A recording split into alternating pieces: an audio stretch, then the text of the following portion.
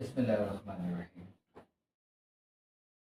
देखें, सूरह कुरैश अगर कोई सवाब की नीयत से कर रहा है तो उसको किसी की इजाज़त नहीं है, क्योंकि कुरान पढ़ने के लिए इजाज़त की ज़रूरत नहीं है।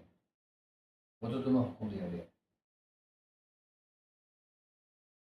और कुरान जितना आसानी है उतना पढ़ पढ़ लिया जाए तो बेहतर है। अब जब बात रही सूरह कुरैश की, सूरह कुरैश अगर आप सवाब की नीयत से पढ़ते हो तो उसमें कोई हर्ज नहीं है, आप पढ़ सकते हो। लेकिन अगर आप सूरह कुरैश का कोई अमल करना चाहते हो, कोई वजीफ़ा लेना चाहते हो, कोई वजीफ़ा करना चाहते हो, तो उसके लिए आपको इजाज़त की ज़रूरत है। क्यों? हम सवाब की नीयत से कर रहे हैं तो हमें उसके लिए इजाज़त की ज़रूरत नहीं है। हम अमल के लिए कर रहे हैं, किसी ख़ास मकासद के लिए कर रहे हैं, तो उसके लिए हमें इजाज़त की ज़रूरत क्यों है? तो इस वजह से कि जब हम किसी चीज़ की तकरार करते हैं, जब हम कुरान पाक पढ़ते हैं और जैसे सूरह कुरैश की हम तकरार कर रहे हैं, हम उसको लातादाद पढ़ रहे हैं या एक ख़ास तादाद में पढ़ रहे हैं, तो एक बात याद रखिएगा, ये कलाम इलाही है और इसके बारे में बुजुर्गान दीन फरमाते हैं कि इस कलाम के महतेब कुछ फरिश्ते हैं, कुछ मौकलान हैं, कुछ जिन्नात हैं जो इसके महतेब हैं। अच्छा, जब हम कुछ जिक्र करते हैं ना, तो जिक्र हमारे अंदर एक कैफियत बनाता है हिद्दत और हरारत से। यानी कि हमारे अंदर एक हरारत पैदा होती है। जिस तरीके से हम किसी चीज़ को रगड़ते हैं ना, तो चिंगारी पैदा होती है, आग बनती है, आग तपिश है। तो इसी तरीके से जब हम जिक्र कर रहे होते हैं ना, तो हमारे अंदर एक हरारत, एक कैफियत पैदा होती है। अच्छा, वो कैफियत पैदा क्यों होती है? वो कलाम इलाही की बरकत की वजह से होती है। अच्छा, जब वो कैफियत हमारी हद से ज़्यादा तजावज़ करती है ना, तो फिर उसके माते जो जिन्नात होते हैं, जो नूरी मखलूक़ात होती हैं, फिर वो बेदार होती हैं। अच्छा, जब बेदार होती है, अगर मुझे उस चीज़ की इजाज़त है, तो वो मुझे किसी किस्म का कोई नुकसान नहीं पहुँचाएँगी। क्यों? क्योंकि इजाज़त एक नूर है, यानी कि इजाज़त एक हिसार है तुम्हारा पूरा। तुम्हें तुम्हारे बुजुर्गों की तरफ से इजाज़त हुई, तो तुम एक पूरे दायरा हिसार में आ गए। अब तुम उसको सवा लाख कर लो, सवा करोड़ पढ़ लो, 10 लाख पढ़ लो या ज़िंदगी में कभी भी पढ़ लो, अगर वो मखलूक़ात जागती है, वो बेदार होती है, वो तुमसे मानूस होती है, तो वो तुम्हें नुकसान नहीं पहुँचाएगी बल्कि तुम्हारे मुआविन और मददगार हो जाएगी, क्योंकि तुम एक अमल के तहत उसको पढ़ रहे हो। अब वो लोग जो किताबों से देख के पढ़ते हैं, या सोशल मीडिया पे किसी का बताया पढ़ लिया, या किसी दोस्त ने बताया पढ़ लिया और उतनी तादाद में पढ़ लिया, तो उनके नुकसानात होने के अंदेशा ज़्यादा होता है। क्यों? क्योंकि उनको पहली बात इजाज़त नहीं होती।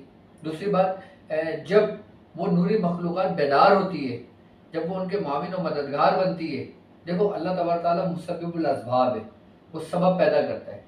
अब तुम जिस नीयत से करोगे ना, वो वैसे असबाब पैदा करेगा। वो असबाब ज़ाहिरी अपने बंदों की सूरत में कर दे, ज़ाहिरी अपनी जितनी मखलूक़ात है वो किसी की भी सूरत में तुम्हारी कर दे। आई ना बस समझ, जब इजाज़त होती है तो इंसान उस चीज़ से महफूज हो जाता है, हर किस्म के रुजन से महफूज हो जाता है, हर किस्म के शर से महफूज हो जाता है, हर किस्म की शयातीनी दुश्मनी से महफूज हो जाता है। अब ऐसा भी होता है कि जैसे मैं अमल कर रहा हूँ, अब ठीक है, अब मेरे सराउंडिंग में, मेरे इर्द गिर्द आगे पीछे शयातीन का गुजर है, तो जब हम पढ़ रहे होते हैं ना, तो एक हरारत हो रही होती है उस इंसान में, उस कमरे में, उस घर में। एक ऐसी हिद्दत सी होती है कि जिस हिद्दत से जो दाएं बाएं जितने शयातीन होते हैं ना, वो सब जलने लगते हैं। अब जब तुम किसी को जलाओगे तो तुम्हें तो नुकसान पहुंचाएगा वो, फिर वो तुम पर हमलावर होते हैं।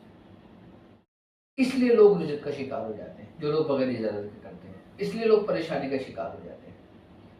तो ये अहमियत है किसी भी अमल की इजाजत लेने की। अब हम आते हैं सूरह कुरैश पर।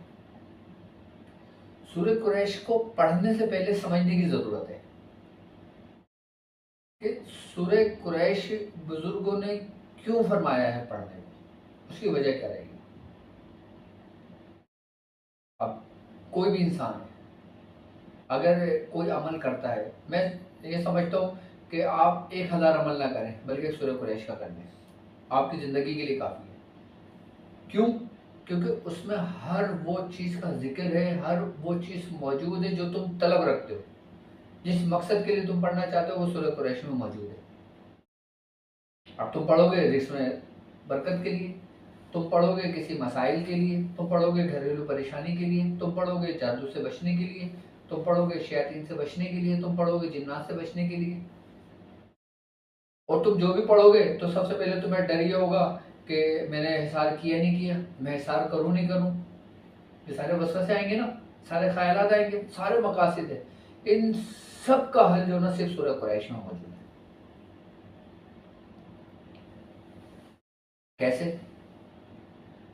कि अल्लाह तबारक व तआला कहते हैं ना, लिइलाफि कुरैश इलाफिहिम रहलतश शिताए वस्सैफ, और हमने उन्हें मेल दिया, यानी मोहब्बत दी। किसको?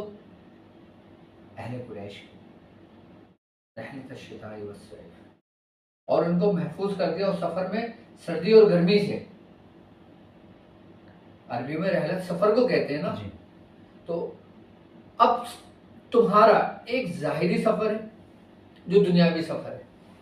जैसे तुम तिजारत करते हो, तुम एक मुल्क से दूसरे मुल्क जाते हो, कुछ ममालिक बहुत सर्द होते हैं, तुम्हें अंदेशा ये होता है कि मैं कहीं नुकसान में ना पड़ जाऊँ। मैं ठंडे ममालिक में यूरोप में जाऊँगा, वहाँ का मौसम चेंज होगा। अब मैं जहाँ तिजारत के लिए रहा हूँ, जहाँ कारोबार के लिए रहा हूँ, जहाँ बिजनेस के लिए रहा हूँ, तो वहाँ का मौसम मुझे राज आएगा नहीं आएगा, मैं बीमार पड़ जाऊँगा, और ठंड बहुत है, मुझे ठंड बर्दाश्त नहीं है। अब आप सफ़र करते हो किसी गर्म ममालिक में, अब आपको ये डर होता है कि मैं गर्मी की शिद्दत में जाऊँगा, जैसे अरब की गर्मी है। अब आपको ये गर्मी नुकसान ना पहुँचा दे, ऐसा ही है ना। ये तो इसकी ज़ाहिरी है, ज़ाहिरी हालात मामला देखने। लेकिन एक वो सफ़र जो आपके अपने अंदर बातिन का सफ़र है, जो अपने रूहानियत का सफ़र है, उस सफ़र में भी आप सर्दी और गर्मी की शिद्दत से महफूज हो जाते हो। अच्छा, ज़ाहिरी सफ़र में तो सर्दी गर्मी समझ में आता है, लेकिन रूहानियत के सफ़र में सर्दी और गर्मी क्या है? रूहानियत के सफ़र में सर्दी और गर्मी क्या है? रूहानियत के सफ़र में गर्मी ये है कि जब हम इस रास्ते पे चलते हैं ना, तो हमारा जो नफ्स है वो हिद्दत और हरारत रखता है, क्योंकि शर है उसमें। हमारे सारे मामलात बनते बिगड़ते किससे? नफ्स की ख्वाहिशात की पैरवी से। क्योंकि इस रास्ते के अंदर हमारा सबसे बड़ा दुश्मन हमारा अपना ही नफ्स है। हमने रूहानी सफर तय कर लिया, अब हम देखो समझने वाली बात है थोड़ी सी, कि नफ्स हिद्दत रख रहा है, हरारत रख रहा है, यानी कि अब इसके माते हमारी जो जो ख्वाहिशात हैं, अल्लाह तबारक ताला सूरह कुरैश के पढ़ने वाले को इनसे महफूज कर देगा। अल्लाह ताला सूरह कुरैश पढ़ने वाले को नफ्स के शर से महफूज कर देगा। अब ये हिद्दत गर्मी रखती है, हरारत है। अब इसी से जितनी भी मखलूक़ात तख्लीक की गई हैं, जैसे जिन्नात, व खलक़ल जान मिन मारिज मिन नार, हमने जिन्नात को पैदा किया किससे? आग से। और आग क्या है? हरारत है, हिद्दत है। यानी कि सूरह कुरैश पढ़ने वाला तमाम जिन्नातों के शर से महफूज हो गया। और इस सफ़र में चलने वाला, चाहे वो अपने मकासद के लिए सूरह कुरैश पढ़ रहा है, चाहे अपने रूहानियत के लिए सूरह कुरैश पढ़ रहा है, या चाहे अपना रूहानी सफ़र पूरा मुकम्मल करने के लिए सूरह कुरैश पढ़ रहा है, वो तमाम उन मखलूक़ात से महफूज हो गया कि जो अपने अंदर शर रखती हैं। अब जैसे ज़मीनी मखलूक़ात, जैसे आग से जितनी भी मखलूक़ात पैदा की गई, अल्लाह ताला ने सबसे महफूज कर दिया सूरह कुरैश पढ़ने वाले को। यानी कि जब बंदा रूहानी सफ़र के लिए चला और जब उसने रूहानी सफ़र अपना शुरू किया, तो अल्लाह तबारक व तआला ने उसको शुरू में ही महफूज कर दिया। अब उसका हिसार किसने कर दिया? अल्लाह ने खुद। और जिसका अल्लाह तबारक व तआला हिसार कर दे, उसको किसी तो इज्जत का खदशा होगा। अब एक आम शख्स पढ़ने वाला सूरह कुरैश की चादर लेके सूरह कुरैश पढ़ता है, वो पढ़ता रहे, उससे छुड़ी आती है, कोई बात नहीं, उसको नुकसान नहीं होगा कोई सूरह कुरैश पढ़ने से। सूरह कुरैश पढ़ने से उसका नुकसान नहीं होगा। अब एक बंदा रूहानी सफर अपना सूरह कुरैश से पूरा कर रहा है, अपना सुलूक का सफर पूरा कर रहा है, और जो लोग सालिक है उनके लिए सूरह कुरैश तो एक ढाल है कि उनको उस मंजिल पे पहुंचा देती है कि जिसका उनके गुमान में भी नहीं होता। सबसे पहला सफर कि जो हमारे बीच में रुकावट आती है, जो शयातीन होते हैं। अल्लाह ताला ने कुरान में कहा है ना सूरह यासीन में कि इब्न आदम, हमने तुमसे ना कहा था कि शैतान को ना पूछना, वो तुम्हारा खुल्लम खुल्ला दुश्मन है। किसका है? वो तुम्हारा खुल्लम खुल्ला दुश्मन है।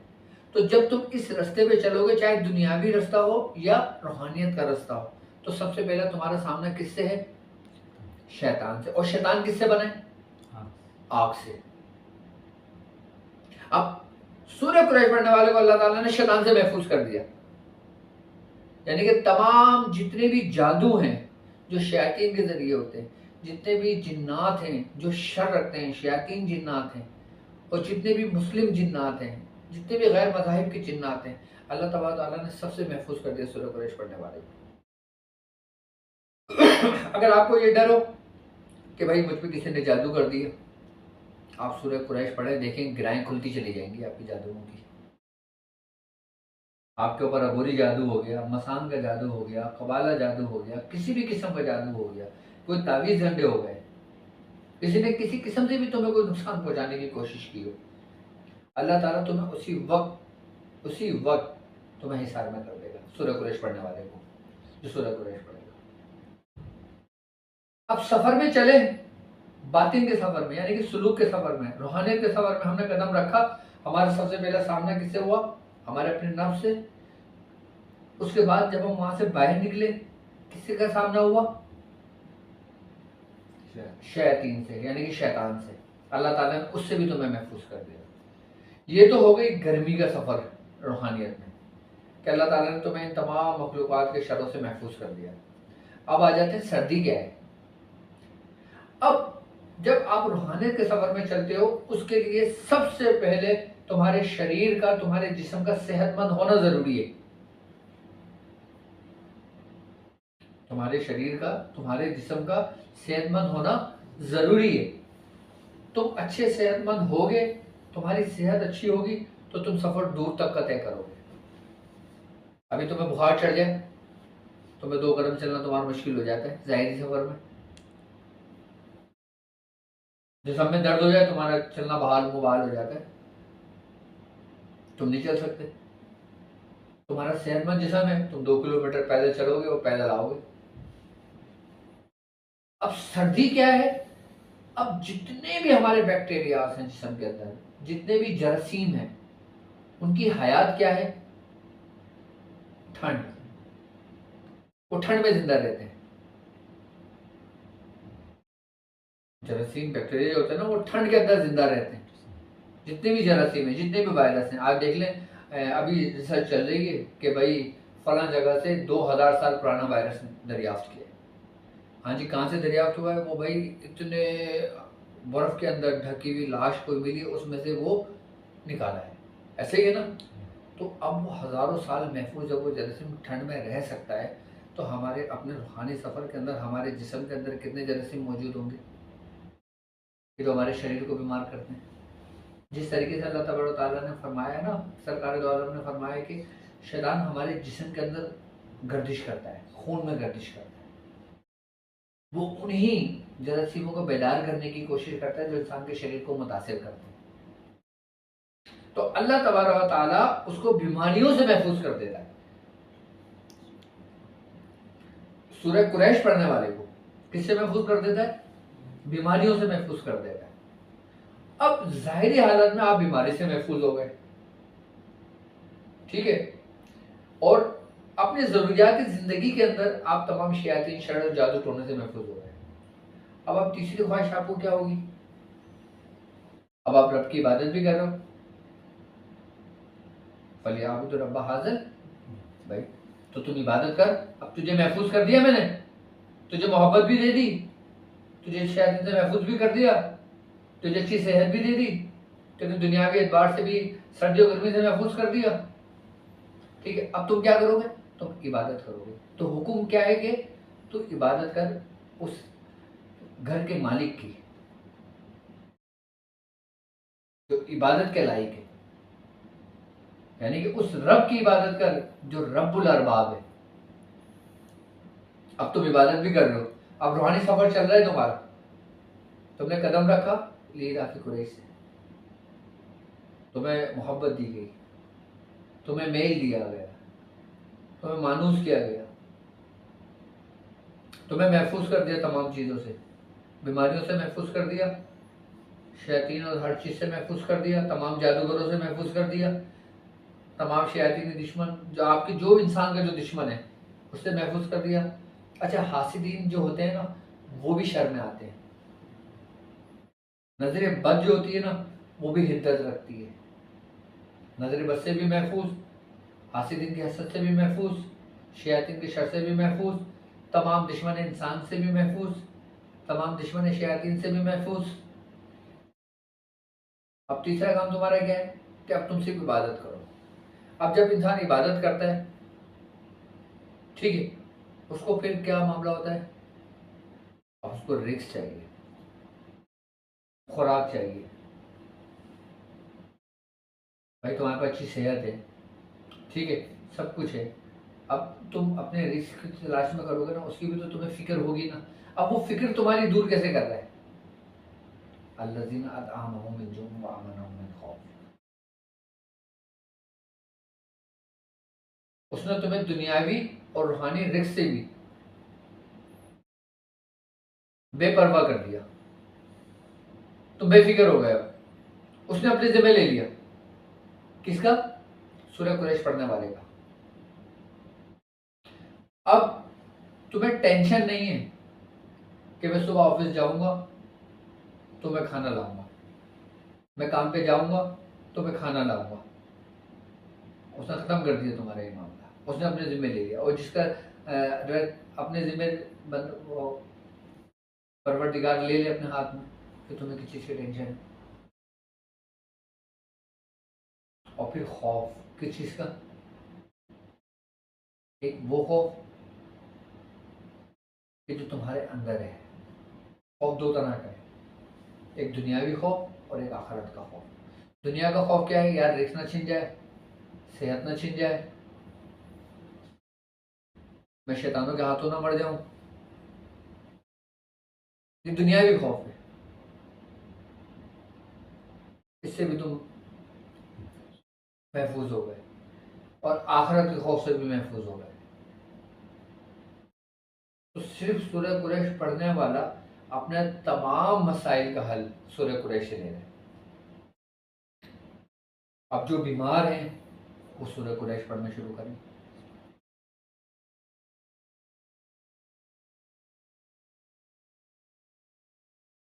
वो उन बीमारियों से महफूज हो जाएंगे। अगर जिस्म के अंदर बीमारियां दाखिल हो गई, अब जितने भी जरासीम हैं, जितने भी वायरस हैं, चाहे वो मुजी अमराज के हों, चाहे वो बुखार के हों, चाहे वो किसी भी किस्म के हों, बिलखुसूस वो जो जल्दी अमराज के हैं। अब आप ये देखें कि यूरोप में सबसे ज़्यादा जल्दी अमराज के मरीज पाए जाते हैं, ऐसा ही है ना जी। स्किन डिजीज जिसे कहते हैं, सबसे ज़्यादा कहाँ पाया जाता है, यूरोप में। क्यों, जल्दी अमराज को अगर देखा जाए ना, जल्दी अमराज की ऐसी ऐसी किस्म यूरोप में दरियाफ्त हो रही है, जो लोगों उस मर्ज में मुब्तला हो रहे हैं कि जब उन पर रिसर्च की गई ना, जब मेडिकल जो डॉक्टर्स हैं उन्होंने जब उस पर रिसर्च करी ना, तो उन्होंने देखा कि उसके जरासीमों की जो सूरतें थी ना, वो जो ख्याली शयातीनों की सूरतें ना उससे मुशाबियत रखती हैं।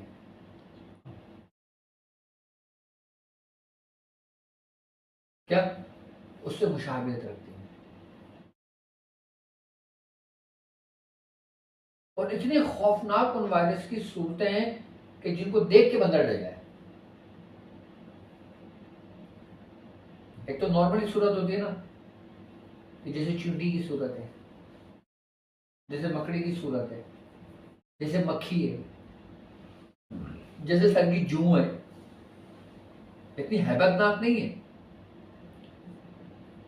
लेकिन जब उस वायरस की, जब उसको माइक्रोस्कोप से जब देखा गया, उस पर रिसर्च की गई, तो जैसे जुड़े हुए 3-4 सरों के शैतान होते हैं ना, वैसे आपस में जुड़े हुए थे। तो गोया इससे ये मालूम हुआ कि यूरोप के अंदर जो स्किन डिजीज जो आजकल बहुत तेजी से फैल रही है, ये भी शैतान का हमला है। और उससे मुतासिर कौन लोग होते हैं कि जो रब के जिक्र से तगाफुल बरतते हैं, जो उसका जिक्र नहीं करते, जो दीन से दूर होते हैं, जो रूहानियत से दूर है, जो शरीयत से दूर है, जो अपने रब से दूर है। अल्लाह ताला कुरान में कहते हैं ना कि जब तुम मेरी याद से तगाफुल बरतते हो, कि जब इंसान अपने रब की याद से तगाफुल बरतता है ना, तो अल्लाह उस पर शैतान मुसल्लत कर देता है। कुरान कहता है कि जो शख्स, कुरान का मफहूम है, जो शख्स हमारी याद से तगाफुल बरतता है, हम उस पर एक शैतान मुसल्लत कर देते हैं और वो उसके साथ साथ रहता है। अब यूरोप के अंदर जितने भी वहां पे ये बहुत तेजी से ये स्किन के बीमारियां जो फैल रही है ना, उसका सबसे बड़ा सबब जो ना, वो शैतानी हमले हैं। उसकी वजह अगर चले, ये तो मैं आपको रूहानी तौर पर बता रहा हूं मैं। अब वो लोग इस चीज को नहीं मानते, वो लोग दलील मांगते हैं, ठोस सबूत मांगते हैं। मेडिकल यही है ना कि भाई अगर आपके गुर्दे में पथरी है, मैंने कहा पथरी है, आप नहीं मानोगे, आप बोलो नींद में पहले टेस्ट कराऊंगा। तुमने टेस्ट कराया, रिपोर्ट आया कि हाँ भाई बाकी पथरी है, तुमने यहाँ तो टेस्ट करा के तुमने इसको एक्सेप्ट कर लिया कि पथरी है। अब इस बात को कैसे एक्सेप्ट करोगे?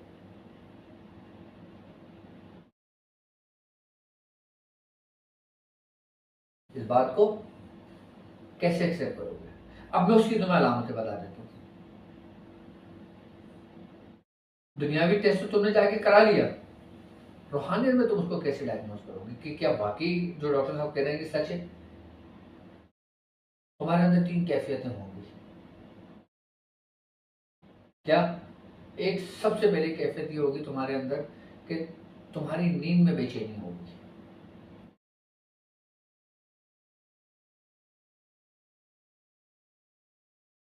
और तुम्हें ऐसे ख्वाब आएंगे कि जैसे कुत्ता तुम्हारे पीछे लगा हुआ है,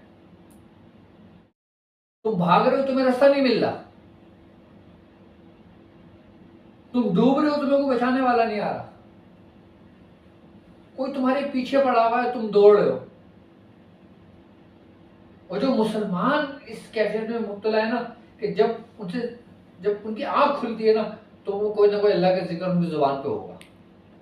कोई आयतल कुर्सी पढ़ रहा होगा सोते हुए, कोई बिस्मिल्लाह रहमान रहीम पढ़ रहा होगा, कोई ला इलाहा इल्लल्लाह मुहम्मद रसूलुल्लाह पढ़ रहा होगा, कोई सूरह इखलास पढ़ रहा होगा, कोई सूरह कुरैश पढ़ रहा होगा, जैसी बेदार होगा। ये अलामतें देख लेना अपने अंदर।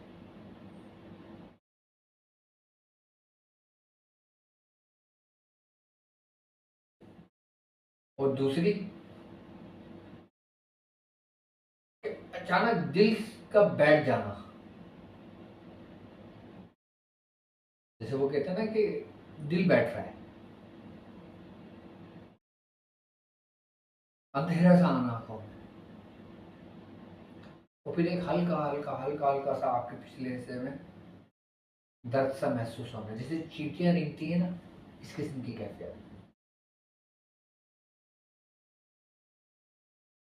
जैसी अलामतें हैं ये। और तीसरा जो है ना, वो आपकी नाकिस खुराक। अब यूरोप में सबसे ज्यादा क्या चीजें खाई जाती हैं जो हलाल नहीं है, जो हलाल नहीं है। अब मुसलमान वहां पे हलाल फूड ढूंढते हैं कि किस शॉप पे मिल जाएगा, ऐसा ही है ना। जो लोग सूअर का गोश्त खाते हैं, जो लोग सूअर का गोश्त खाते हैं ना, वो 99%, मैं तो कहूंगा बल्कि 100% वो स्किन बीमारी में मुब्तला होंगे। अभी नहीं है, 2 दिन बाद हो जाएंगे, 2 दिन बाद नहीं है, 2 साल बाद हो जाएंगे, होंगे जरूर। क्योंकि उस गोश्त की तासीर ही यही है।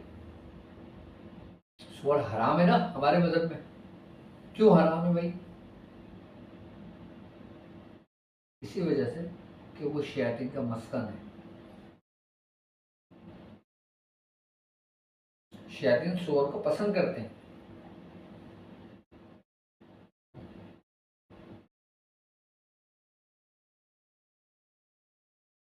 और सबसे बेहया जानवर है ये।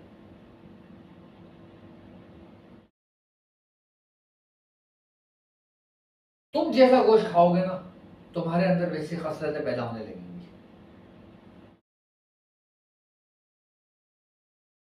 मौलाए कायनात हजरत अली रजी अल्लाह ताला अन्हु का फरमान है, आपने फरमाया कि इतना गोश्त ना खाओ कि तुम्हारा पेट जानवरों का कब्रिस्तान बन जाए।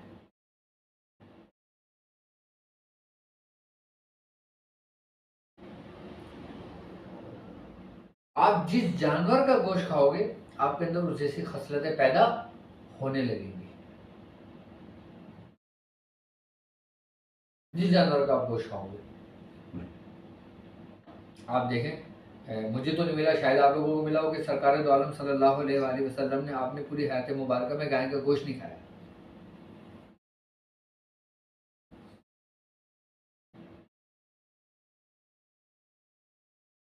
गाय का गोश्त आपने नहीं खाया। आप बकरी का गोश्त पसंद करते थे, उसका पुट का गोश्त पसंद करते थे, आपने दूसरे जानवरों का गोश्त खाया जो हलाल है। तो सूरह कुरैश पढ़ने वाला इन तमाम बीमारियों से भी महफूज हो जाता है। अगर यूरोप में रहने वाले अगर कोई स्किन डिसीज का शिकार हो, तो उनको सबसे पहले ये चाहिए कि वो गोश्त को तर्क कर दें, और जो सब्जियां ग्रीन है ना, उनका इस्तेमाल बढ़ा दें। खारिश होती है, स्किन रेड हो जाती है, दाने निकल जाते हैं, स्किन फटने लगती है, एक्जिमा हो जाता है, गाय का गोश्त तर्क कर दें, अंडा तर्क कर दें, आप इस बीमारी से निकल जाओगे। सूरह कुरैश कम से कम 70 मरतबा पढ़नी चाहिए।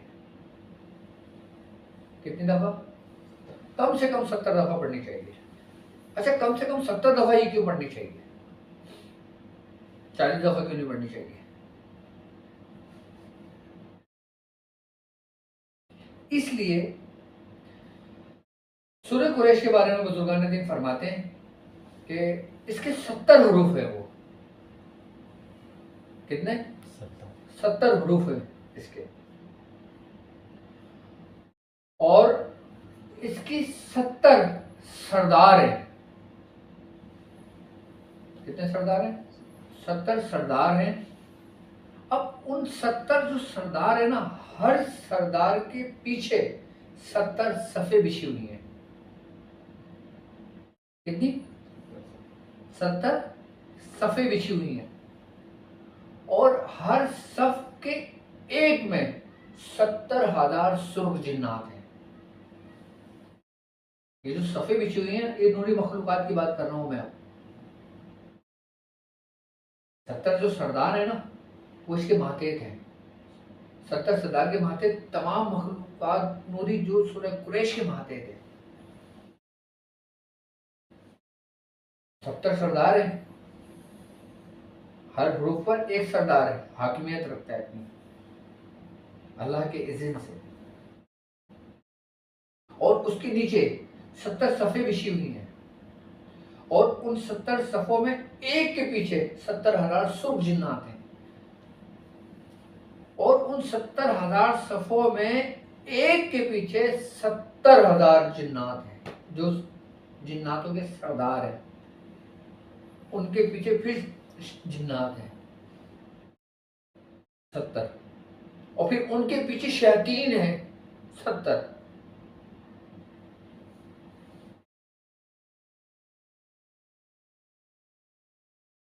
और इन 70 सरदार जो मातेहत में आते हैं ना, वो हजरत इस्राईल अलैहिस्सलाम के अंडर में आते हैं। किसके? हजरत इस्राईल अलैहिस्सलाम के अंडर। और हजरत इस्राईल अलैहिस्सलाम खादिम हैं कुरैश के। किसके? कुरैश कौन है? कुरैश नूरी वो मखलूक है कि जिसका मुंह मछली की तरह है, कि जिसका मुंह मछली की तरह है और जिस्म इंसानों की तरह फैला हुआ है।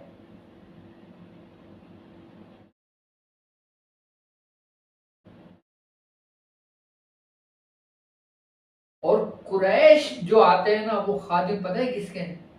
सरकार दो आलम सल्लल्लाहु अलैहि वसल्लम।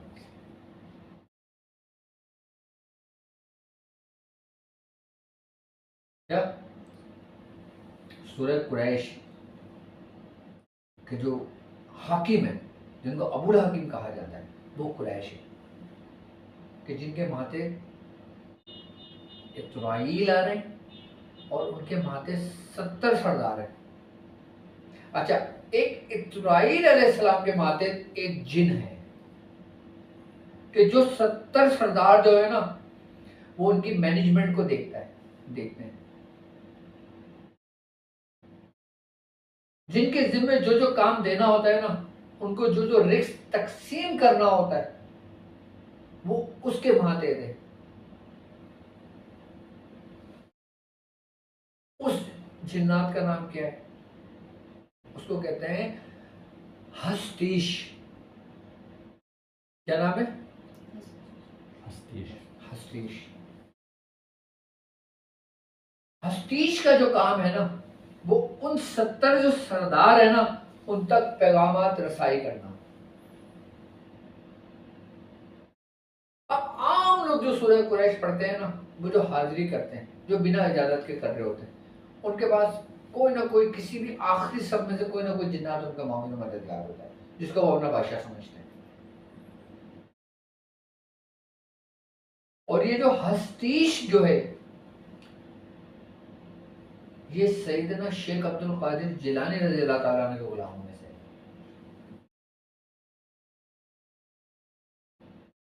खानदान कादरिया का जबरदस्त ये अमल है जो मैं बता रहा हूं आपको। ये जो मौकल है ना, ये दरबार गौसियत में, ये समझ लें कि इनका तमाम जितनी भी नूरी मखलूक़ात है ना, जितनी भी नूरी मखलूक़ात है जो जिनका आना जाना होता है, ये उस पर हकमियत रखते हैं। और खादिम किसके हैं? सैयदना शेख अब्दुल कादिर जिलानी रज़ी अल्लाह ताला अन्हु, जिनका नाम हस्तीश है। इसकी भी हाजिरी का अमल है बाकायदा। और कहते हैं कि जो लोग सूरह कुरैश की दावत का अमल कर लेते हैं, पहले सूरह कुरैश हमने बताया ना कि 70 बार पढ़ना है, 70 बार आपने पढ़ ली। अब आम लोग हैं, अपने मसाइल के लिए, अपने उसके लिए 70 बार पढ़ना है, अच्छा अल्लाह ताला मसला हल कर देता है। अब वो आगे बढ़ना चाहते हैं, अब वो 70 से 313 की तरफ आते हैं, 313 पढ़ते हैं। 313 की तादाद का क्या मकसद है? 313 को अगर हम मुफरिद में लेकर आते हैं तो कितने अदद बनते हैं? 7।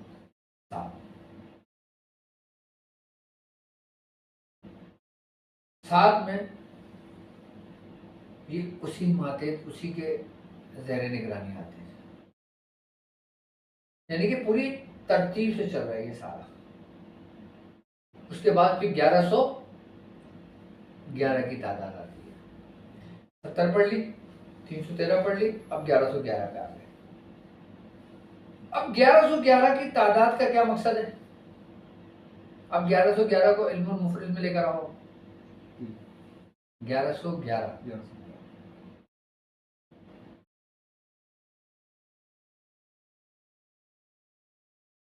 1 1 1 1 करेंगे ना जी, सही होगा ना? यानी कि 1 1 11 हो गए, 1 111 हो गए, 1 1111 हो गए, बराबर। अब इसको मुफरिद में लेकर आ जाओ। विचार क्या है? अब 4 ये है कि सूरह कुरैश की 4 आयतें हैं।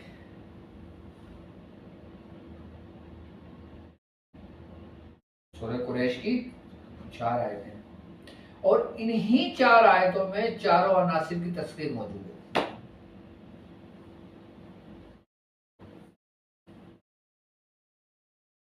पहले हम नीचे से चले खादिमीन की तरफ से, अब हम ऊपर की तरफ बढ़ रहे हैं।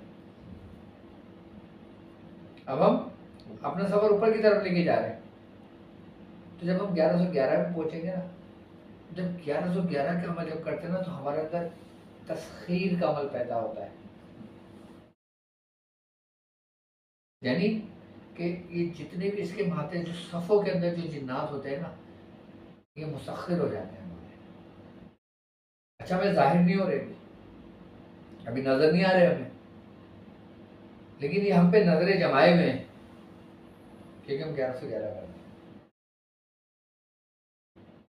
ये हमें कुछ नुकसान नहीं पहुंचा सकते क्योंकि इजाजत से कर रहे हैं। ये तुम्हारे मुंतजिर हैं कि तुम इनको बुलाओ और ये तुम्हारे रूबरू खड़े हों और तुम्हारे मुआविन और मददगार भी हैं।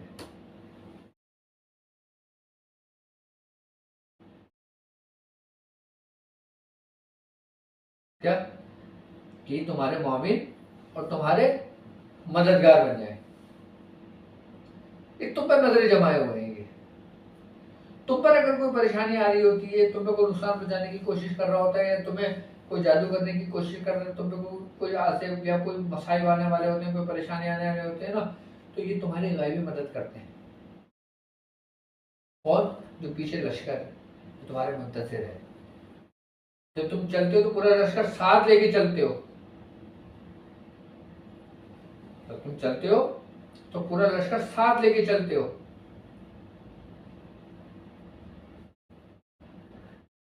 अब जब तुम 1111 की तादाद को मुकम्मल कर लेते हो, फिर तुम आते हो किस पर? 1900 मरतबा पे। किस पर आते हो? 1900 की तादाद। 1900 तादाद का क्या मकसद है? अगर हम 9 और 1 को मुफरिद करते हैं, क्या बनता है? 0 की कोई वैल्यू नहीं है। क्या बना? 1। अब वो एक कौन है जो खादिम है? कुरैश।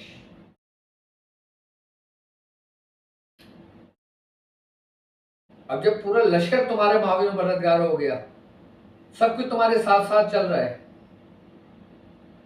तो पीछे वालों को खबर नहीं होगी। अब जब तुम एक तरफ से दूसरी तरफ का सफर करोगे तो तुम पर किसकी निगाह होगी?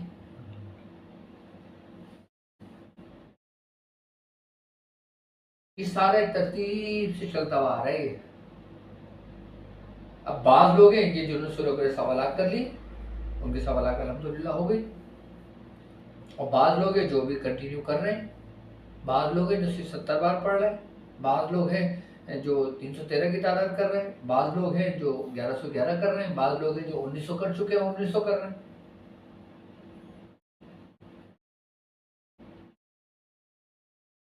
अब मैं आपको बताता हूं उस खादिम की कि जिस खादिम जो सैयदना शेख अब्दुल कादिर जिलानी रज़ी अल्लाह ताला अन्हु के दरबार का खादिम है। कहते हैं कि किसी भी वली पर सिर्फ आपके खादिम की नजर पड़ जाए ना, तो वो विलायत के मकाम पर पहुंच जाता है। कहने को तो सिर्फ एक छोटा सा लफ्ज जिन है ये, लेकिन ये वो नहीं है जो उसको तुम समझ रहे हो। जिन्नातों में भी बास को इतनी फोकियत, इतनी फजीलत दी गई है, जिस तरीके से अल्लाह तबारक तआला कुरान में कहता है ना कि बस साबिकूना बस साबिक, जैसे सबकत ले जाने वाले लोग हैं, जैसे इंसानों में है ना, इसके बढ़कर एक सबकत ले गए, इसी तरीके से जिन्नातों में भी है जो सबकत ले गए। इसी तरीके से मोकलान में भी है जो सबकत ले गए।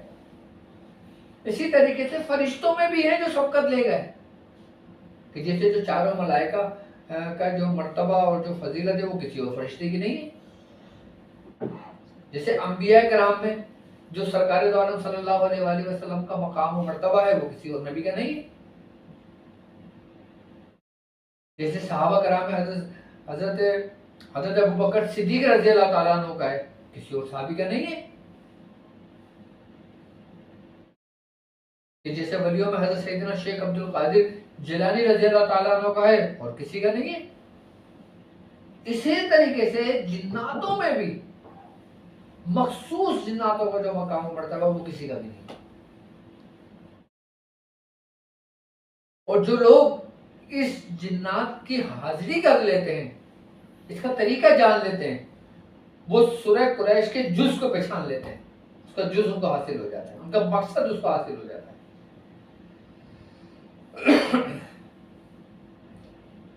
आप 1000 अमल ना पढ़ा, उसी सूरह कुरैश का अमल पढ़ लो, आपकी जिंदगी के लिए काफी है। एक शख्स अगर अपना सुलूक पूरा सूरह कुरैश के जरिए तय करना चाहता है ना, तो वो कदम रखे, सफर शुरू करे और पूरा मकाम तक निकलता है। अब सूरह कुरैश पढ़ने वाला जो साली की जो सुलूक का सफर कर रहा है, अपना अमलियात का सफर एक अलग है, सुलूक का सफर एक अलग है। अब सुलूक का सफर साली तय कर रहा है जब वो सूरह कुरैश के जरिए उस जगह पे जा रहा है जिनका नाम क्या है, हस्तीश। तो वो तुम्हें कहां लेके जा रहा है? दरबारे गौसियत में, वहां तक तुम्हारी रसाई हो गई सूरह कुरैश के जरिए। अब तुम वहां से कहां का सफर करोगे? दरबारे रिसालत। फिर यहां से तुम्हें कौन लेके जाएगा? खादिम कौन है? सरकार दो आलम सल्लल्लाहु अलैहि वसल्लम का। फिर वहां से वो लेके जाएगा। अब जब तुम वहां पहुंचोगे तो मंजिल पा ली। लेकिन अब वहां तक पहुंचने के लिए तरतीब हमें कौन बताएगा? हम तो पढ़ रहे हैं जिसकी बरकत के लिए, हम तो पढ़ रहे हैं हमारी बेटी रूठ की चलेगी, हमारी बहू आ जाए, हमारा ये मसला हल हो जाए, हमारा जादू उतर जाए, शैतान चले जाए, मेरे बच्चे मेरे फर्माबरदार हो जाए, मेरी बीवी मेरे कब्जे में आ जाए, मेरी बहू की जुबान बंद हो जाए।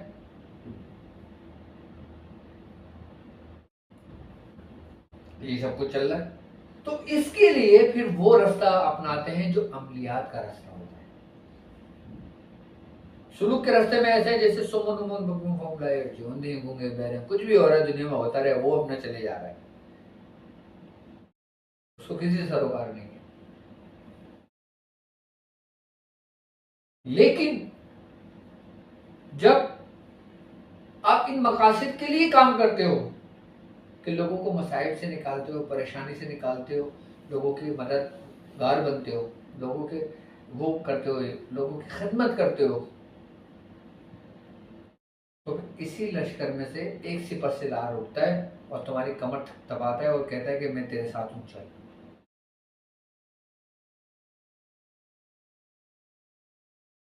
तो वो तुम्हें अमलियात का सफर तय करा है।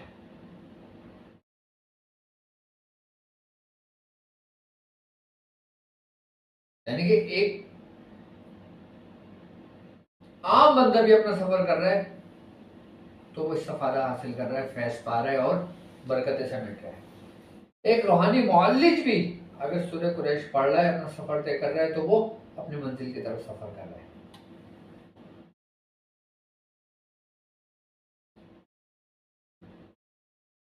अब वो लोग कि जिनकी सूरह कुरैश 1.25 लाख मुकम्मल हो गई, कि जिन लोगों ने सूरह कुरैश 70 बार भी पढ़ ली, 313 बार भी पढ़ ली, 1111 भी पढ़ ली, 1900 भी पढ़ ली, 1.25 लाख भी मुकम्मल कर ली, सूरह कुरैश की दावत भी विर्द में रखी हुई है, उनके लिए खास अमल है।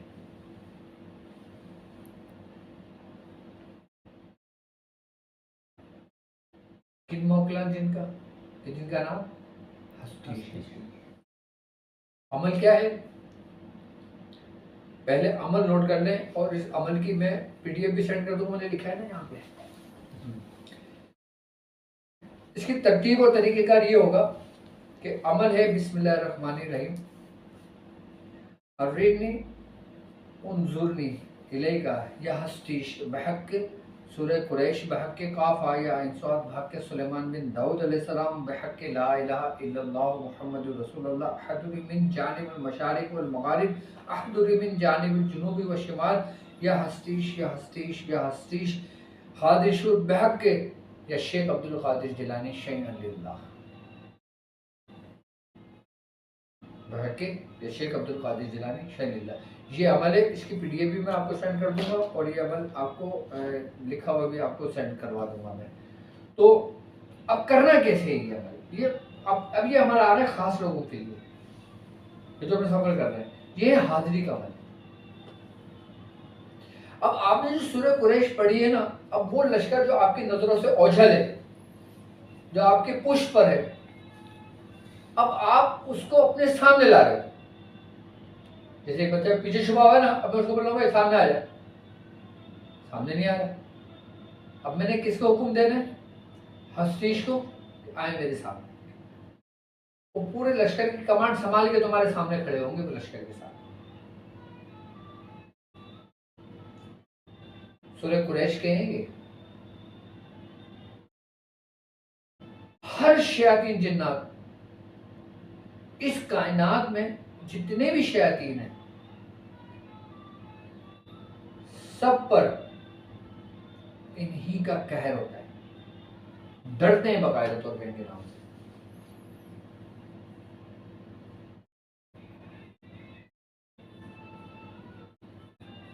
तमाम जिन्नात जो ना डरते हैं इनके नाम से, कांपते हैं।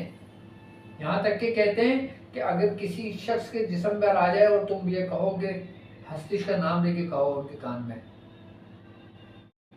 भाग जाएगा। कोई फलीता ना जलाओ, कोई कुछ ना कहो, सिर्फ इनका सलाम पहुंचा दो। जिस तरीके से इंसानों में बुजुर्गियत के मकाम पर कुछ लोग फायद हैं, इसी तरीके से जिन्नातों में जो बुजुर्गियत पे जो लोग, जो जिन्नात फायद हैं, उनमें से ये एक है।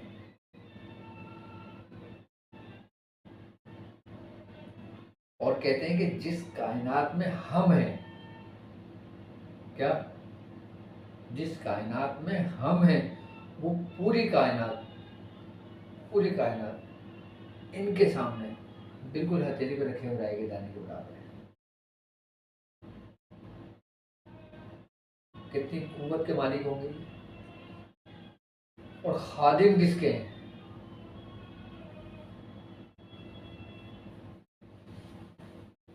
अल्लाह तबारक व तआला जब अपने बंदों से राजी होता है ना, तो वो अपने दोस्तों को सबसे आला चीजें देता है। उनको खादिम, उनको नौकर भी आला किस्म के देता है अल्लाह, जो अल्लाह के खास बंदे होते हैं। अब दुनियावी एतबार से कोई जो दुनिया का जो जितना बड़ा बादशाह होगा, वो नौकर भी आला नस्ल के रखेगा। कोई नीचे से उड़ा के नौकर तो नहीं रखेगा, गुलाम तो नहीं रखेगा। उसको गुलाम भी होंगे तो आला होंगे। एक दुनियावी बादशाह की बात कर रहा हूँ। वो जो रूहानियत के बादशाह हैं, तो फिर उनके गुलामों की क्या कुव्वत होगी, क्या रूहानियत होगी, क्या पावर होगी उनकी।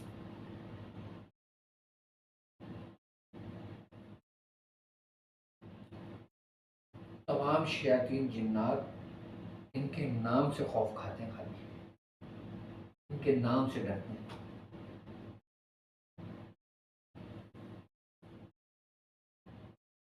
इसकी इजाजत हमारे खानदान को है, अल्हम्दुलिल्लाह। और हमारे सरासिल के बुजुर्ग बाकायदा तौर पे इसके साहिब दावाद हुए। इंडिया में एक शहर है बांसरा शरीफ के नाम से। बांस होता है ना, बांस समझते हो ना जी, सरकंड। हाँ, उसकी निस्बत से वो शहर बांसरा शरीफ है। वहां पे एक बुजुर्ग हुए शेख अब्दुल रज़ाक बांसवी रहमतुल्लाह अलैह। क्या? शेख अब्दुल रहमान शेख अब्दुल रज़ाक बांसवी रहमतुल्लाह अलैह। हमारे दादा मियाँ हजरत शेख अब्दुल हई शाह रहमतुल्लाह अलैह। आपको 3-4 बुजुर्गों से खिलाफत की इजाजत थी। एक उनके वालिद मोहतरम हज़रत शेख मुखलिस रहमान जहांगीर रहमतुल्लाह अलैह से थी, एक हज़रत इमदादुल्लाह महाजिर मक्की रहमतुल्लाह अलैह से थी, नाम सुना होगा आपने, हज़रत इमदादुल्लाह महाजिर मक्की रहमतुल्लाह अलैह से, और एक थी शेख अब्दुल रज़ाक बांसवी रहमतुल्लाह अलैह से। शेख अब्दुल रज़ाक बांसवी रहमतुल्लाह अलैह आप सूरह कुरैश के सबसे बड़े बुजुर्ग गुजरे हैं। सूरह कुरैश के सबसे बड़े बुजुर्ग गुजरे, आप साहिब दावात बुजुर्ग गुजरे हमारे सिलसिले में। उनका जो घर, उनका जो हुजरा था ना, वो बांस की लकड़ियों का बना हुआ था, और सारे जिन्नात उसी हुजरे के नीचे हाथ बांधे खड़े होते थे।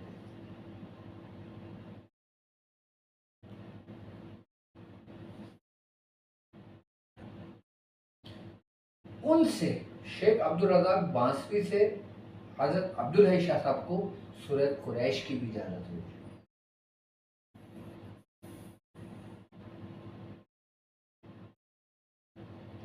शेख अब्दुल रज़ाक बांसवी ने खिलाफत इजाजत दी शेख अब्दुल हई शाह साहब को, और शेख अब्दुल हई शाह साहब ने खिलाफत इजाजत दी हमारे दादा में नबी रज़ा शाह साहब को, जिनका मदार लखनऊ में सदर बाजार में। अब्दुल हई शाह साहब ने हजरत नबी रज़ा शाह साहब को दी, अल मारूफ दादा मियाँ के नाम से मशहूर है वो पूरे इंडिया में। फिर उन्होंने खिलाफत इजाजत दी शाह मोहम्मद हसन को।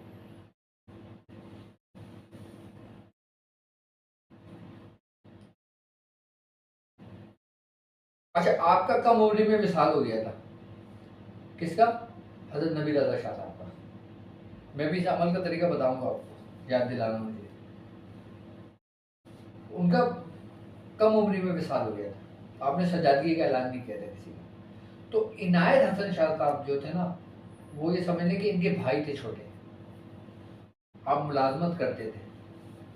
तो शाह मोहम्मद हसन ने इनके भाई को बुलाकर वो चाहा कि ये उनकी जगह पे बैठे, क्योंकि ये इनका खून है, इनका हक है। और उस वक्त के जो इन्हीं के खुलफाओं में से थे, उन सबकी अपनी अपनी ख्वाहिश होती है कि भाई इनकी जगह पे ये बैठे, इनकी जगह पे ये बैठे, इनकी जगह पे ये बैठे। तो जब शाह मोहम्मद हसन को पता लगा, आप इनको अब्दुल्ला शाह साहब के पास ले गए थे। कहते थे अब्दुल्ला शाह साहब बंगाल में थे, आप जिला चाटागांव में, आप लखनऊ से बंगाल का आपने सफर किया, 2 से 3 दिन का सफर था। और कहते हैं कि उस 3 दिन के सफर में आपने उनकी तबीयत पूरी कर दी थी। किसकी?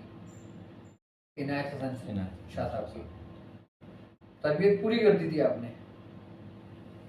जब आप आपके पास लेकर आए, आपको फरमाया हुजूर ये नबी रज़ा शाह साहब मेरे पीर मुर्शिद के छोटे भाई हैं। आपने उनको देखा, आपने कहा तुमने तो पूरी तबीयत कर दी थी, मेरी तरफ से इजाज़त है कि ये उनकी जगह उनके सज्जादा है। तो अब्दुल्ला शाह साहब ने ऐलान किया था, आपने कहा हुजूर पर्चे पे लिख, आपने पर्चे पे लिखवाया, जब पर्चे पे लिख के दिया, आपने खुद हजरत इनायत हसन शाह साहब के हाथ पे आपने बेटे तजदीद करी थी खुद, तो मुझे सज्जादगी का फैज़ भी मिलेगा।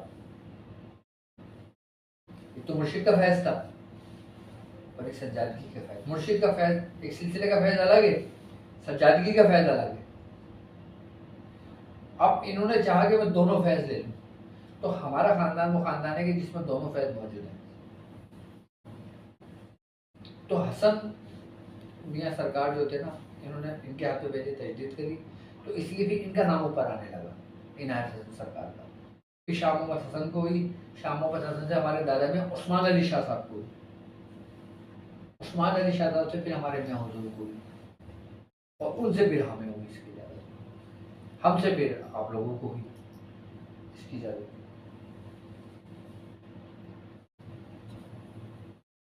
तो सूरह कुरैश हमारे सिलसिले में बड़ी अहमियत की हामिल है। अबुलुलाई सिलसिले में, कादरिया सिलसिले में, सोहरवर्दिया सिलसिले में बहुत अहमियत की हामिल है, लोग उसको समझते ही नहीं।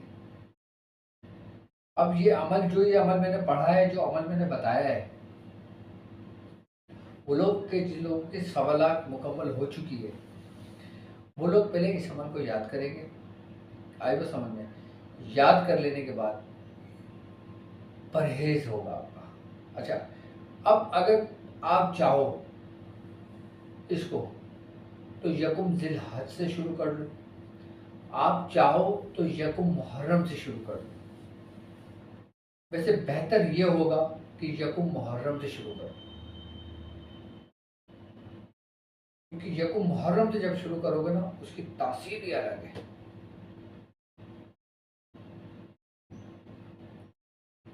उसकी तासीर ही अलग है।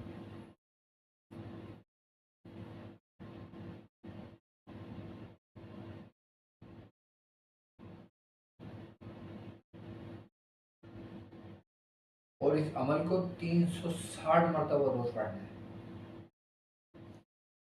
कितनी दफा? 360 दफा, 40 दिन मुकम्मल करने हैं। वो लोग कि जो लोग 1.25 लाख कर चुके हैं। अच्छा, बाद लोग ने 1.25 लाख तो कर लिए सूर्य कुरैश, लेकिन दावत नहीं करी, वो भी कर सकते हैं। और वो भी कर सकते हैं कि जिन्होंने 1.25 लाख सूर्य कुरैश भी कर लिए और दावत भी कर ली, लेकिन परहेज के साथ मुकम्मल होगा। आई बस समझ में। और कोई ऐसी जगह पे, मखसूस जगह पे करेंगे कि जहाँ पे नाबालिग बच्चे ना आते, छोटे छोटे बच्चे होते हैं ना खेलने वाले घरों में, वो आपको डिस्टर्ब परेशान ना करें पढ़ाई के दौरान।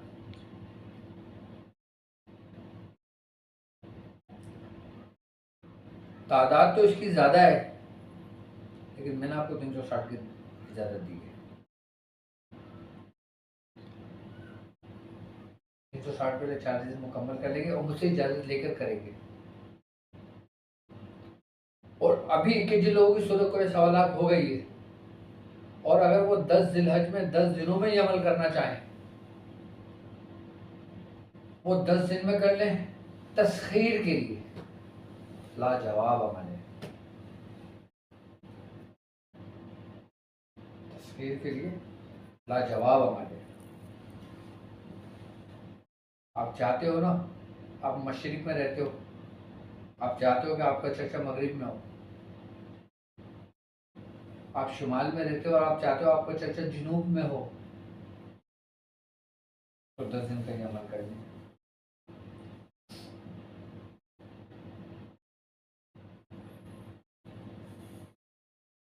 छत्तीस हजार की तादाद 10 दिन में मुकम्मल कर लें, बगैर तो 360 बनेगी।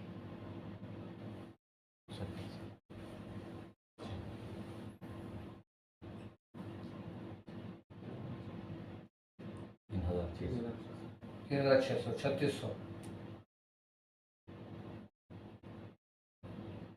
लेकिन तादाद 36,000 की पूरी करने है, तो 36,000 में 3600 मरतबा पढ़ा जाएगा, 3,600 बार पढ़ा जाएगा।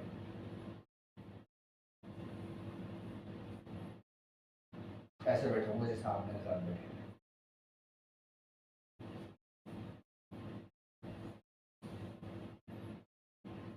मैं जो ना 6,000 मरतबा पढ़ता था।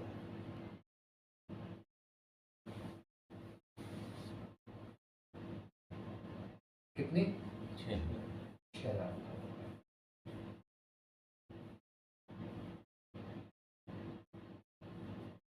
इन्हीं लश्करों की वजह से जो ना मैं घर नहीं जाता था।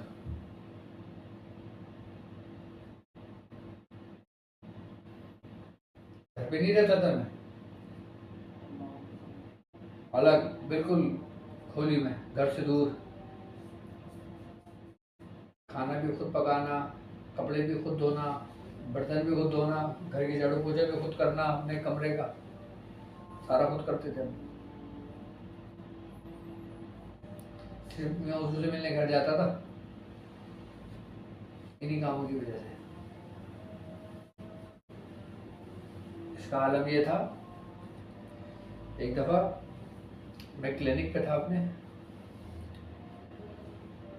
मैं बैठता था 7 बजे क्लिनिक पे। तो शुरू शुरू में ना पेशेंट कम होते थे।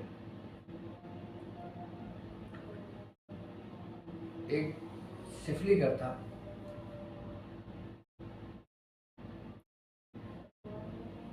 मुझे मारने की नीयत से आया था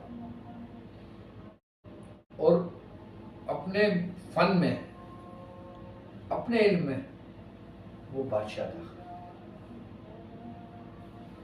ऐसा कि वो घर बैठे किसी के लिए काम करता तो हो जाता था, घर बैठे किसी के लिए करता था तो काम हो जाता था। अब वो मारने की नीयत से उसने घर बैठे नहीं, उसने कहा मैं खुद जाके करूंगा। आया मतलब पे बच्चा सहरान बैठता था तो उसने बोला हाँ भाई कहाँ है तुम्हारा उस्ताद, कब आएंगे? अच्छा वो बच्चा ये समझा कि मरीज है, कोई दवा लेने आया होगा, इसने बोला भाई 7 बजे तक आएंगे, आप थोड़ा सा वेट कर दो। मतलब वेट कर लूँ मैं, देख क्या होता है, मैं तो वेट कर लूँगा, दोबारा नहीं आएगा यहाँ। उसने बोला भाई तुम बदतमीजी नहीं करो, जाके बैठ जाओ, तुमने बैठने वहाँ पे। मेरे बच्चे ने सराहना ऐसी बोला उसको बस वो चबूतरे से उतर, चबूतरे पे बैठ गया। गंदे से इसके कपड़े थे, वो बच्चे ने मुझे बताया, और चप्पलें उतार के टांग पे टांग रख के बैठ गए जैसे किसी का इंतजार कर रहे। अच्छा हुआ ये कि मैं इतनी दूर था कि जितनी दूर ये समझ लें कि गली का कोना, 8-10 घर छोड़ के गली का कोना। मैंने जैसे ही क्लिनिक की तरफ गाड़ी टर्न करी ना, उठ के भागा वो नंगे पैर, तोड़ लगाई उसने, भागा आगे गली के कोने पे गया, गिर गया।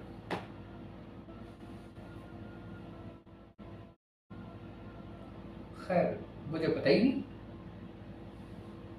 मुझे नहीं मालूम कि अभी क्या हुआ है। मैं अपने क्लिनिक पे आया, वहां रश लगा, लोग देखे ना कि कौन भागा है, ऐसे बुरी जगह धक्के देके भागा है सबको, बच्चे भी गिरा और दूसरे भी गिरे, वो भागा वहां से आगे जाके वो खुद गिर गया। खैर मैंने कहा क्या हो गया, क्यों रश लगा है? भैया पता नहीं कोई एक शख्स था आगे उल्टा सीधा आपको बोल रहा था, कह रहा था मैं देखता हूँ यहाँ बैठा, फिर आप 2 मिनट वो होंगे आपको आए तो वो निकल के भागा यहाँ से, चप्पल छोड़ दी, चप्पल ही पड़ेगी उसकी। अरे मैंने कहा लाना थे। थोड़ी देर बाद वो बच्चा बता रहा है, कह रहा है वो जो आगे भाग के जो गिरा था ना, वो हार्ट अटैक हो गया उसको।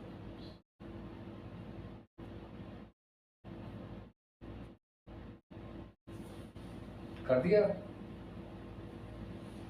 शर को नहीं छोड़ते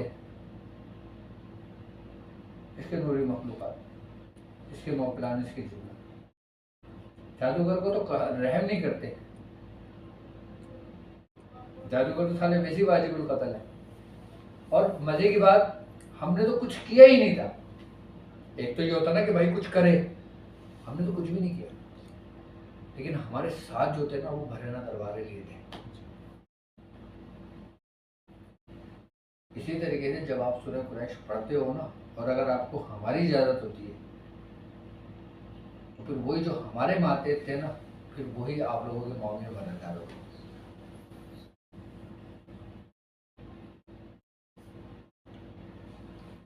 मैं हुजूर बताते हैं कि उन्होंने 50 लाख से ज्यादा सूरह कुरैश पढ़ी होगी।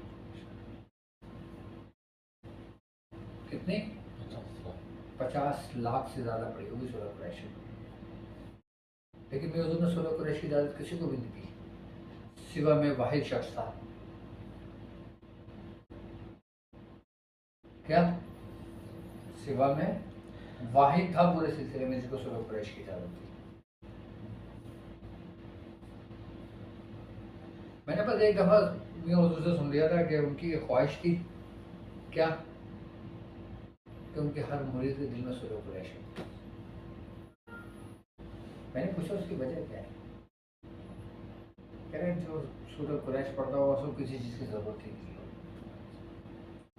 ना रूहानियत में, ना आखिरत में, ना जन्नत में, ना दुनिया में, किसी चीज की जरूरत नहीं है उसको जो सूरह कुरैश पढ़ता हो। मैं तो फरमाते हैं जितने भी साहिब दावा सूरह कुरैश के गुजरे हैं ना, मैंने उन सबको दरबार रिसालत में मौजूद पाया है।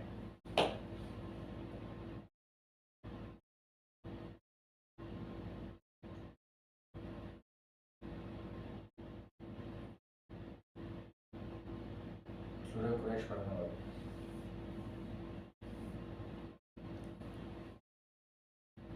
सरकार दो आलम सल्लल्लाहु अलैहि वसल्लम आप फख्र से कहते थे कि आना कुरैशी, कहते थे ना, फख्र से कहते थे आप किससे मोहब्बत कर रहे हो? तो इंसान जिससे मोहब्बत करता है ना, फिर वो वहीं जाके लगता है।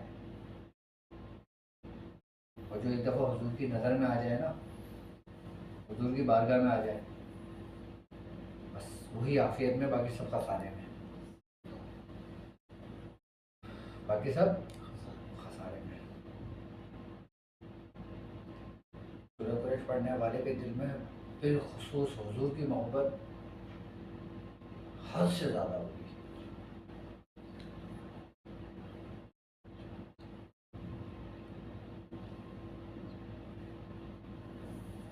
आपके दुनियावी मामलात के लिए, आखिरत के मामलात के लिए काफ़ी ये सूरह कुरैश। यहाँ तक के बारे में बुजुर्गान दीन फरमाते हैं कि तुम जब कब्र में होगे और जब तुम्हारे पास ऐसा हाल होगा कि तुम एक भटकते, एक भिपरे हुए समंदर में डूब रहे हो, तो उस वक्त जो तुम्हारा हाथ पकड़ेगी ना, वो सूरह कुरैश की रूहानियत पकड़ेगी कि दिल में करार आएगा।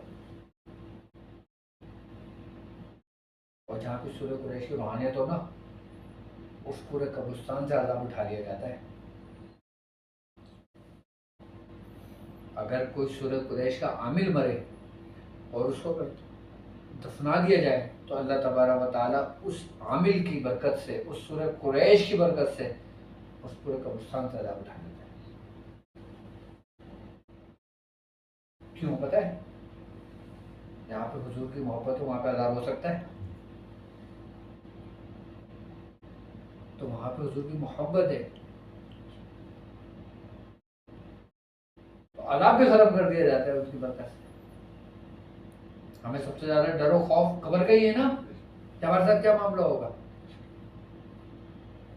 लेकिन सूरह कुरैश पढ़ने वाले को नहीं होगा, क्योंकि मिन जुइन व आमनहुम मिन खौफ।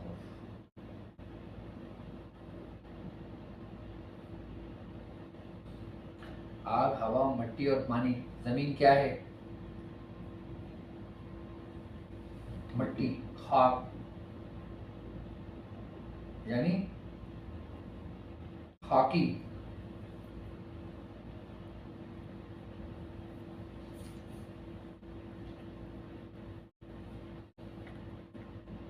आग, हवा, मिट्टी और पानी, यानी आतिशी, बादी, आबी और खाकी। और अल्लाह ताला ने इन चारों मखलूकात से तुम्हें महफूज कर दिया। मजाल है कि जमीन आपके जिस्म को खा जाए।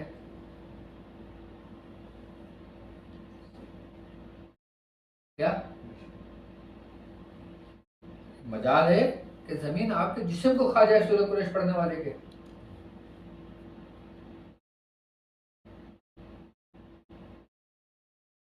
मजाल है सो आग जला दे सूरह कुरैश पढ़ने वाले को?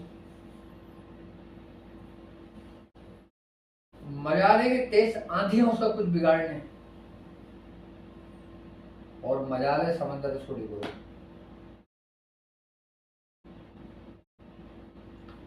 क्योंकि अल्लाह तबारक व तआला ने कलाम पढ़ने वाले को, अपना जिक्र करने वाले को इन तमाम चीजों से महफूज कर दिया।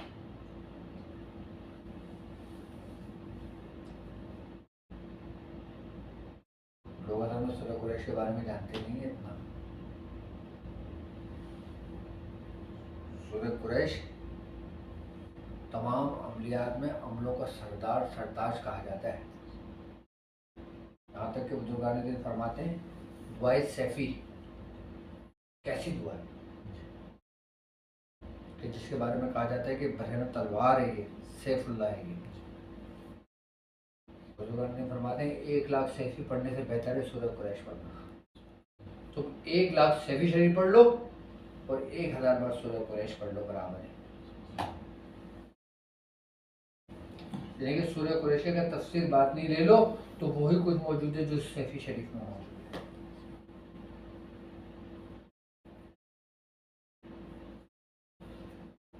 इसको सैफी शरीफ भी कहा जाता है, सूरह कुरैश को। सूफियों की सैफी शरीफ है ये।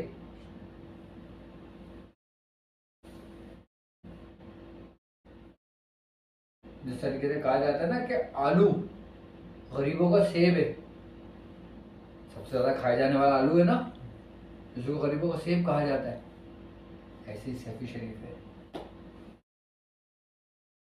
सैफी शरीफ बोल रहा हूँ, सूरह कुरैश है।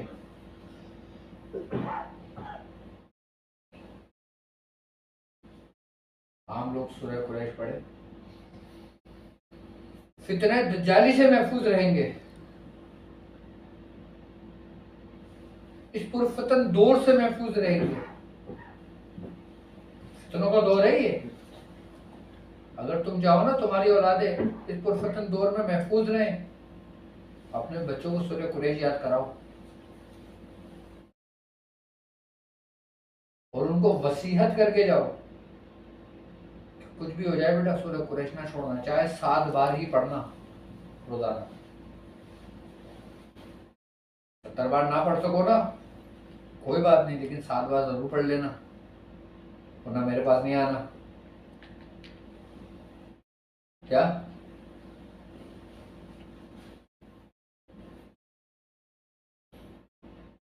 अपने बच्चों को तालीम कर देना।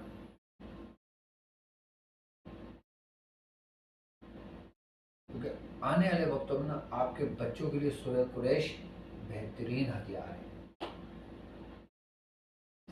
जो हर किस्म से आपकी नस्ल की हिफाजत करेगी। सूरह कुरैश की रूहानियत है जो आपको दौरे इससे पुरफतन दौर से निकालेगी आपको। और अल्हम्दुलिल्लाह सूरह कुरैश का एक जमे गफीर लश्कर है, जो हजारों नहीं माशाल्लाह लाखों की तादाद में लोग सूरह कुरैश पढ़ रहे हैं। हाँ, कुछ लोग हैं जो कभी भूल जाते हैं, कभी पढ़ लेते हैं, कभी छोड़ देते हैं, कभी कर लेते हैं, कोई बात नहीं, जब याद आ जाए पढ़ लो, कम से कम 7 बार का अपना मामूल बना लो, हर चीज से महफूज हो गया इंशाअल्लाह।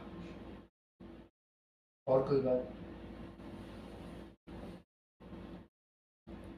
ये ज़कात अदा करने के लिए क्या सवालात पूरा करना ज़रूरी ही है, या फिर जो रोज़ 70 मरतबा पढ़ते हैं? तो थोड़ा पानी भी पिलाना। अच्छा, वो 10 दिन वाली जो मुहर्रम अल हराम के 10 दिन में 3600 पढ़ने का जो हुक्म हुआ था। देखो ये जो खास अमल है ना जी, ये हाजिरी का अमल है, और ये हस्तिश के हाजिरी का अमल है। तो बेहतर है कि ये वही अमल करे जो सूरह कुरैश सवाला कर चुका हो, उसके लिए फायदेमंद है। और जो आम लोग हैं ना वो सूरह कुरैश का अमल करें, उनको फायदा होगा।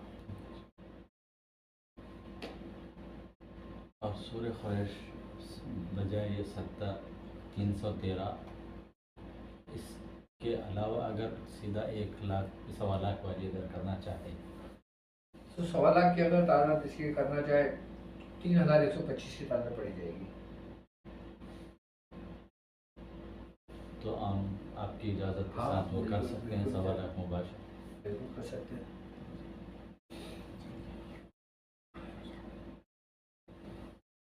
बिल्कुल इजाजत है।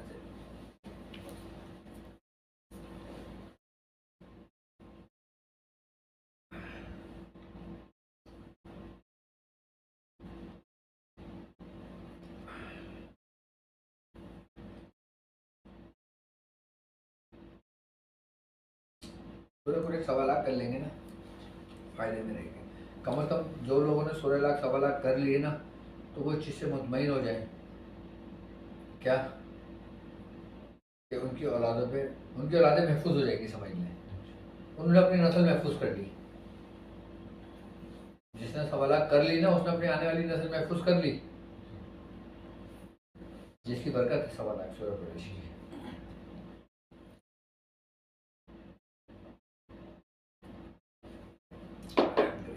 अगर कोई इस महीने की अय्याम बीस से अगर शुरू करते हैं तो मुहर्रम अल हराम के वक्त तक के फिर क्या इस ज़कात को अदा हाँ, कर फिर कर सकते हैं सकते हैं। हज़रत नज़दीक पर? बिल्कुल कर सकते हैं, बिल्कुल कर सकते हैं।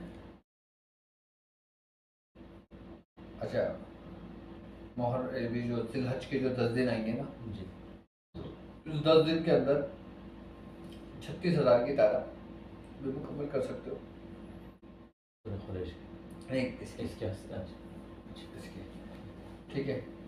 और 360 बार भी पढ़ सके 10 दिन मुकम्मल कर सकते हो। लेकिन वो लोग के जो आम लोग हैं, अगर वो 10 दिन में, जिलहज के 10 दिन में सूरह कुरैश की ज़कात अदा करना चाहें तो वो 10 दिन में सूरह कुरैश को 6,000 बार रोज़ पढ़ के 10 दिन में 60,000 की तादाद हो जाएगी। 6,000 बार सूरह कुरैश हमने पढ़ी है।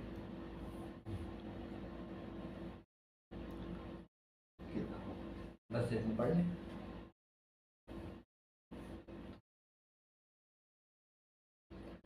नहीं कर सकते तो कम से कम 1100 मरतबा 1111 बार पढ़ लें 10 दिन। वो भी नहीं पढ़ सकते 313 बार पढ़ लें, हो जाएगी आमिर। 313 बार 10 दिन कर लें सूरह कुरैश, हो जाएगा। और कोई बात? अगर ये 6,000 की तादाद 10 दिन में अगर पूरी कर के तकमील कर लेते हैं तो क्या वो इस हाज़िरी वाले अमल के अहल हो जाते हैं? हाँ हाँ, हो जाते हैं।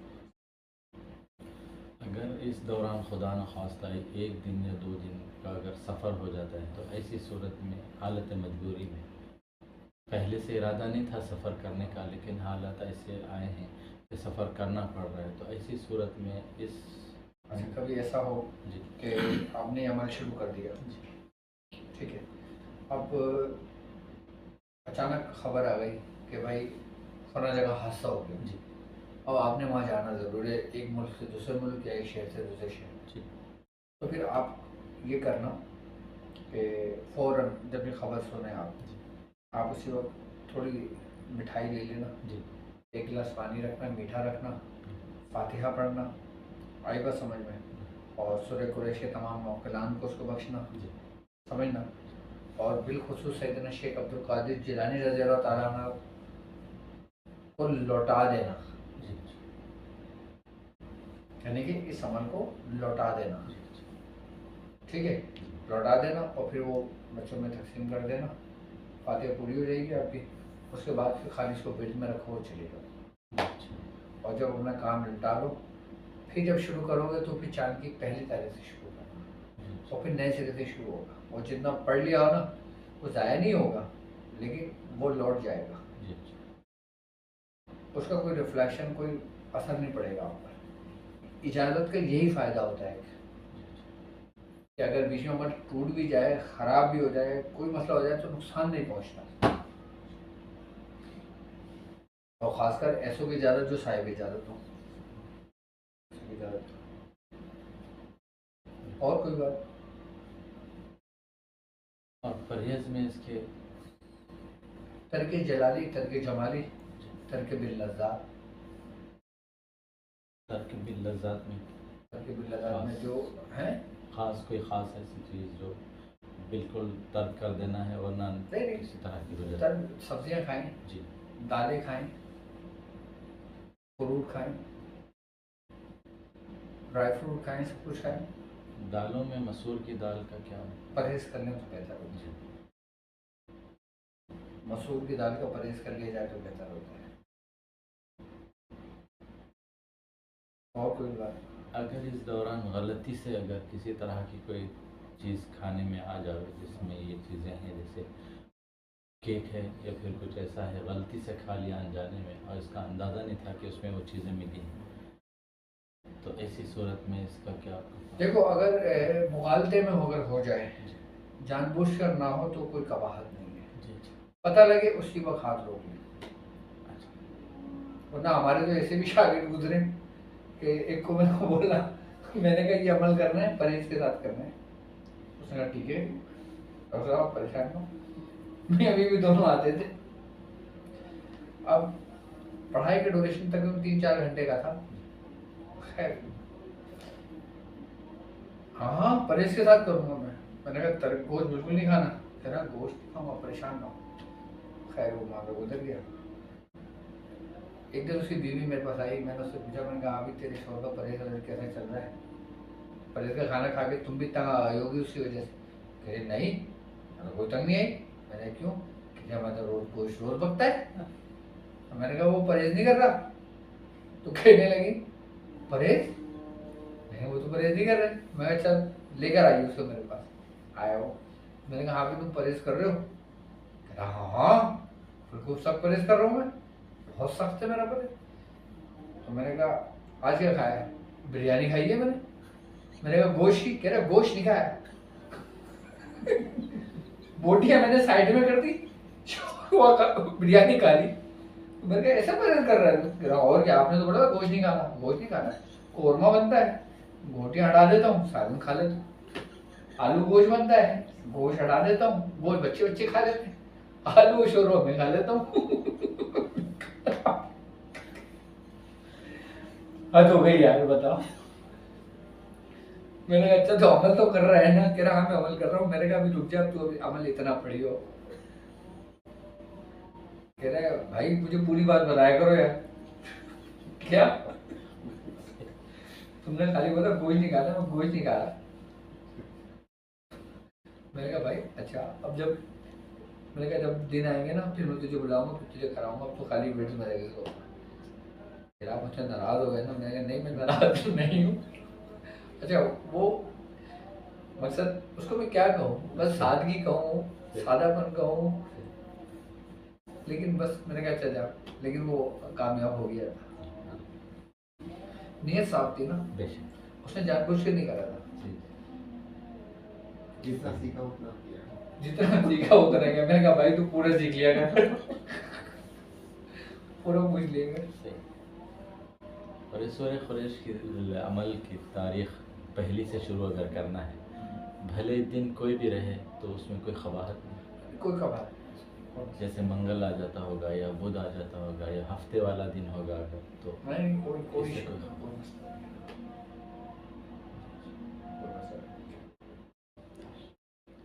ठीक है, जी। और कुछ पूछना है? अगर कोई खातून इसे करना चाहे? हाँ खातून अगर लेडीज़ करना चाहें, अच्छा हाँ बात माशाल्लाह मेरी शागिर्दों में मुरीदों में ख़वातीन भी हैं, और वो ऐसी ख़वातीन हैं कि जिन्होंने 1.25 लाख बार भी कर चुकी हैं और दावत भी कर चुकी हैं। तो मेरी बहनें अगर करना चाहें तो मेरी तरफ से उनको इजाज़त है, जिनकी 1.25 लाख हो गई है वो कर सकते हैं। लेकिन फिर वो उन तारीख़ों से शुरू करें कि जिन तारीख़ों में, अब जैसे मिसाल के तौर पे उनको लगता है कि कल वो नमाज़ नहीं पढ़ सकेंगी, तो इंतज़ार करेंगे। फिर जब वो गुस्ल कर लें, जब वो नमाज़ पढ़ने शुरू करें ना, तो फिर उस दिन से शुरू करें। फिर तारीख का कोई, बहनों के लिए मेरी कोई कैद नहीं है, कोई कैद नहीं है, कोई मामला नहीं है। जिस दिन वो पाक हो उस दिन से वो शुरू करके इसको 40 दिन मुकम्मल कर लें। और अगर 40 दिन मुकम्मल ना हो, बीच में फिर हो जाए, तो जितना पढ़ाई करी थी, जितने दिन थे वो काउंट करके रख लें, लिख लें अपने पास, ठीक है, और फिर उसको स्टॉप कर दें। और जब दोबारा नमाज पढ़ना शुरू करेंगी, फिर दोबारा कंटिन्यू करके, जैसे 30 दिन हो गए, दोबारा मामला हो गए, तो फिर 10 दिन जो आपके बाकी रहेगा ना, फिर 10 दिन बाद आप जब गुस्ल कर लेंगे, उस 10 दिन पढ़ के फिर 40 दिन को मुकम्मल करके इसको जोड़ देंगे। लेकिन काम ये करेंगी कि जब वो स्टॉप कर देंगी, कुछ नहीं करना। लेकिन जब वो गुस्ल करना बस शुरू करेंगे ना, तो थोड़ा सा मीठा बनाएंगी, दूध और 1 गिलास पानी रखेंगी, सूरह कुरैश के मौकलान को फातिहा देंगी, और सरकार गौस पाक को लौटा के फिर जो पिछले दिन थे ना, उस दिन को इस दिन में जोड़ के फिर पढ़ाई शुरू करके 40 दिन मुकम्मल कर लें। तो फिर वो जो गैप होता ना, वो गैप काउंट नहीं होता, फिर वो जंजीर दोबारा बन जाएगी। और मुहर्रम हराम के 10 दिन में जो 6000 की तादाद तक मिल करके 10 दिन में जो सो पूरा करना होगा, इसमें नशिस्तों की कोई क़ैद है? जैसे एक ही नशिस्त हो या 2 नशिस्त हो, या फिर जितनी कितनी ये अमल रात का है। जी। ईशा के बाद से ईशा के बाद से फजर के दरमियान कभी भी पूरा कर सकते हैं। किसी एक आध दिन में एक दिन अगर कोई ऐसा आ जाए, 1 या 2 दिन ऐसे आ जाए जिसमें अगर फजर के अंदर तक तकमील नहीं हो सकी तो उसकी बकाया तादाद फिर वो कोई मसला नहीं है। अगर आप अमल रात में पढ़ रहे हो, फजर की अज़ान हो गई, नमाज आपने पढ़ ली, उसके बाद में कुछ तस्बीह बाकी रहते हैं तो आप उसको मुकम्मल कर लें उसको, फिर कैद नहीं कर सकते, क्योंकि आपका अमल रात से चलता हुआ आ रहा है ना, जी इसलिए वो एक कड़ी जुड़ी है बस। जी जी ऐसा नहीं है कि आपने दिन में शुरू किया है, अमल रात ही में शुरू किया था, ख़त्म हो वो दिन में हुआ, अब क्या कर सकते जी। हैं। और कोई बात और बेटा आपको कुछ पूछना है? बस चलो, अल्लाह ताला बरकत दे। मेरी तरफ से जिसने ये अमल करना हो वो इजाज़त लेके अमल कर लेगा, ठीक है। सोच से नजर करम। चलो चलो, अल्लाह अल्लाह